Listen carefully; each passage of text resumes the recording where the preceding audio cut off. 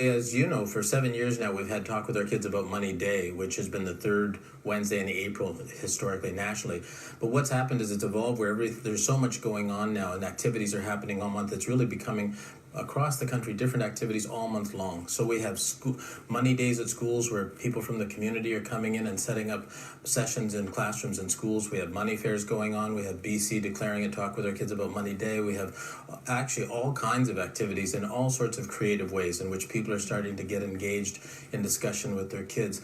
And it is so important. The whole purpose of this program is to try and get teachers and parents starting those important discussions at a young age so that we can build some successful futures and we can have kids who in many cases might be able to escape the stress and anxiety that so many people are facing with their finances today. Let's talk more about that. How crucial is it and the connection especially between mental health and financial health? Yeah, it's one of the things we're really advocating for parents. That often and historically it's been seen as a subject of calculations and how do you pick the right credit card. But what's happened around the world is there's been this increasing recognition of the correlation between financial health and well-being and general physical and mental health and well-being. And we've been partnering now with CAMH in Toronto, a leading mental health facility that has gathered research that's been done around the world in this area for us.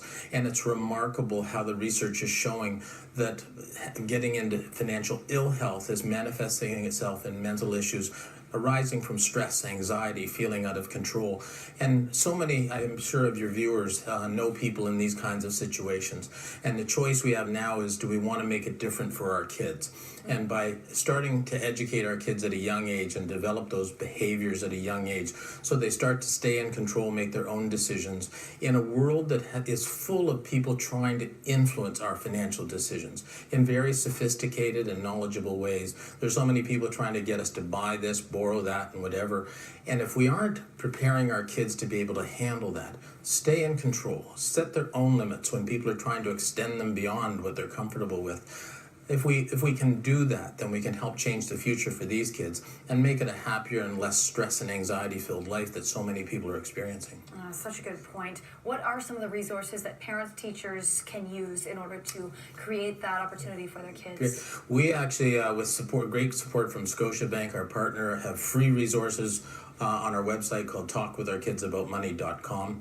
There's a whole range of resources there for parents from kids from ages 5 up to when they leave home and become independent on their own. They are fun and engaging. They are not lesson plans for parents to teach their kids. It's natural stuff for movies to watch and TV shows and books to read that set the context and an easy relationship for a parent to start that conversation with their kids.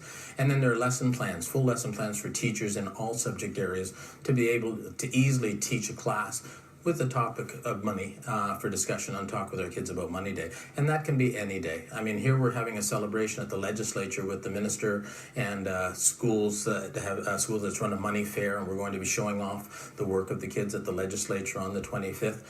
But any day can be the day to get started. It can be right now or whenever people get started. There's no better time than right now to get started talking with your kids about money. Wonderful. That's such a good point. Again, thank you so much, Gary Rabbior, for your time, insight, and look forward to continuing this important conversation for many different families. Thank you very much. We'll be right back here on Global News Morning to start your day.